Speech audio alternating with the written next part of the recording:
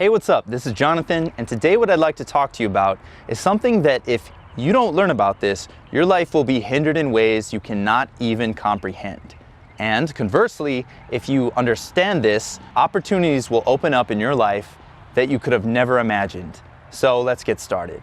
Today what I'd like to talk to you about is the concept of frame and frame control. A frame is basically the way that people interpret the world.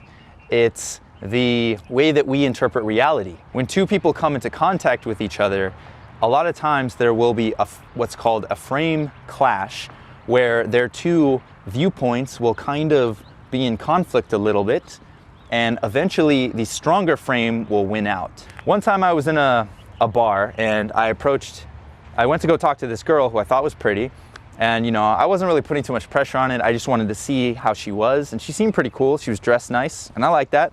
So I went up to talk to her. Her friend, who couldn't hear me with all the loud music, got a little bit defensive for some reason and probably thought her friend was in trouble because, let's be real, girls get hit on a lot in bars and stuff badly. So this friend, I guess, wanted to be the savior. She came over and she grabbed her friend like this and she was like, "Yeah, you're kind of cramping our style. You're kind of cramping our style." That was basically a combative frame, right? And she was basically, what was her frame? It was, "Yeah, you're not cool enough for both of us. You suck. Beat it." Basically, that's what she was saying, right? It's kind of rude, but to be fair, they deal with a lot of dudes who are probably not cool enough to talk to them, to be fair, or just don't believe that they're cool enough, so they'll walk away. But what I did when she said that, she said, "You're not cool enough. You're kind of cramping our style." I said, "Well, that's hard to do because you guys are so cool." And you just see the girl's reaction change from like this to like, and then she's like, "I like him." And then she let me talk to her friend. Now what happened right there was she basically came at me with a combative frame. She was trying to draw me into a fight of some sort, so she had an excuse to get away from me, right? I mean, it makes sense. But what I did was I flipped it. I was like, "Oh, no, we're not in a combative frame." I didn't actually say this, but my frame was, no, we're not in a combative frame. We're actually, you're cool, and that's why I want to talk to you. Therefore, I must be cool too, and we're both cool together. Togetherness frame. And that frame was actually a lot more juicy and a lot more intriguing to that defensive girl, right? So she liked it, and she preferred that to the combative frame, so that's the frame she went with, okay? And then after that, we were friends.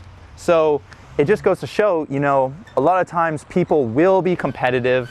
They talk about this in Power versus Force, I believe.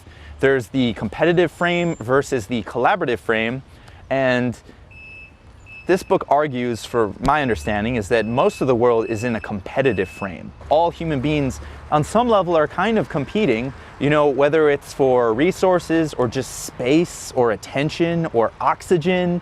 Luckily, oxygen is a very abundant resource, so we don't have to fight over that. But you kind of see my point. Just by the fact that you exist on some level, you are competing with people or animals or whatever it is in nature, all living beings in nature. It is just natural to assume that people are competing with you, and what this book talks about is that when you are constantly competing with people, you create a lot of problems that you don't necessarily need.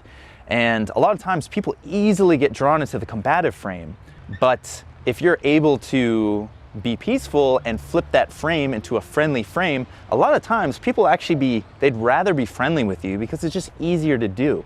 It's just easier to be friends with people and just have a good time. I mean, no one wants to say no to a good time. Let's say you're a salesperson, for example. This is where frame control can be very, very powerful for you.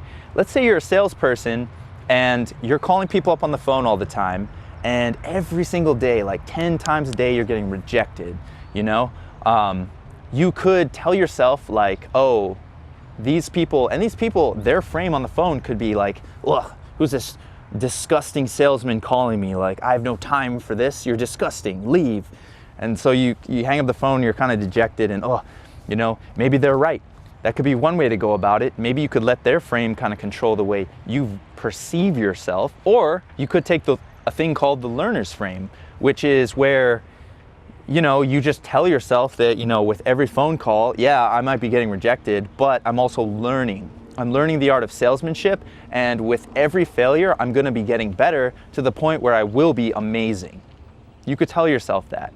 And that could be one way, and then you don't feel so bad. You actually feel positive about this experience, and you're going to keep calling those people. You're going to keep doing it, and you're going to learn to love rejection, because you realize that with every rejection, you're going to be getting better. You're working on a skill set, and it ultimately doesn't matter what these strangers think about you.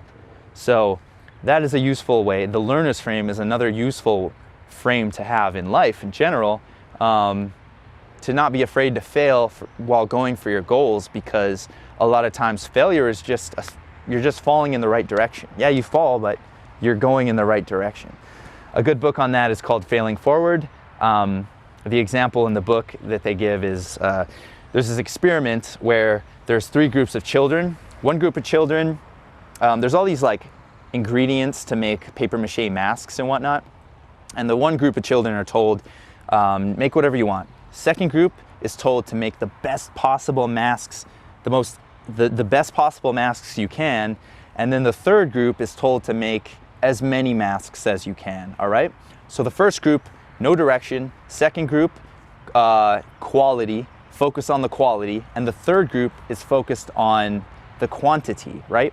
What the scientists found at the end of this experiment is that the children who are working on the quantity of masks actually had more quality masks than the ones who were just focused on quality.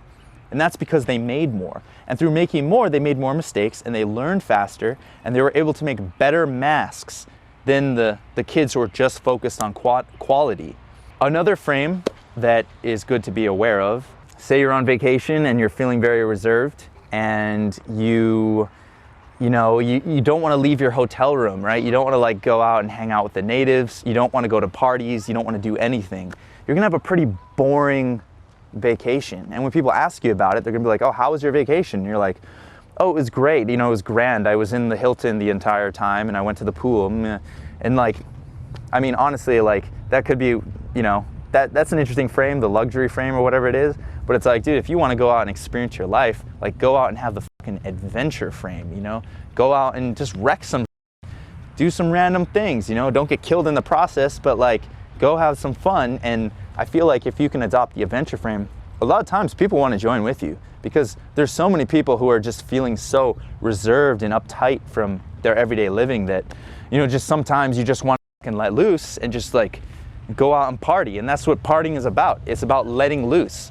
And if you have that adventure frame, there will be, I guarantee, anywhere you go, there will be people who want to jump on that adventure frame with you. It's the reason people go out at the end of the week. They want to let loose. And a lot of these people can't. But if you're able to, adopt this adventure frame, you can enjoy life in a lot, you don't necessarily need to be in luxury to have fun or to have a great experience. You can be happy with just riding a bus across Chile or whatever, and being muddy and disgusting and not showering for days. You could be ecstatic with that instead of just feeling miserable and missing the Hilton. The boss frame, now understanding this one can help you, because let's say you go into a work situation and it's your first day at work and your boss is a bully.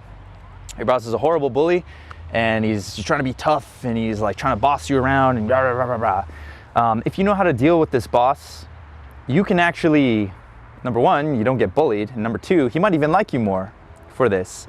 If you can frame control the situation, if your boss tries to like boss you around to do something, but you can flip it on its head and make it funny, a lot of times like he'll fall into your frame, because people aren't usually aware of frames, even like high status people.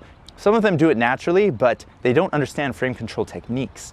So if you understand these techniques, much like a martial artist, you can learn how to deal with bullies effectively and easily. But yeah, let's say this guy tries to boss you around, and then you have a little act of defiance that's also kind of funny and heartwarming. He might be a little embarrassed, but also it's funny, so he kind of, a little bit of a party vibe, he falls into that, because of course it's a seductive frame, right? It's a fun frame to fall into. And if everyone else in the office is laughing, he has the group pressure to kind of conform with that, and you win the frame, and now he is getting the quote unquote the value from you in this context. So it's a very smart thing to be aware of. You know, another crazy thing that people aren't aware of is the tonality of your voice. Now, just by the downward inflection of your tonality of your voice, as opposed to the lilting up inflection of your voice, hey guys, how are you? A lot of times, if you just speak with a downward inflecting tonality, I mean, let's say you're talking to your boss, and your boss constantly has this downward inflecting tonality, and you talk to him with a neutral tonality, like I'm doing right now, with a little bit of downward, instead of like, oh, boss, your reports are here, how are you today, how is the wife? And you sound just like a peasant, your boss might not respect you. But if you can speak with a neutral or downward inflecting tonality, your boss might, again, if they're not aware of these dynamics, your boss might just for some reason think that, yeah, you know what, I kind of like that guy. I'm not sure exactly why, but he seems like a go-getter. He seems like a tough dude who will get the job done. Not really sure why. And really, you might not necessarily even be the tough guy who's going to get the job done, but you just sound like you are. And he's just not aware of the dynamic enough to notice what you're doing even. It's so subtle. It's just your voice, you know? When you listen to like commercials, like radio commercials especially, a lot of times they will have a downward inflecting tonality with every last thing they say. And that's basically just because they need to sound authoritative when they're selling to you.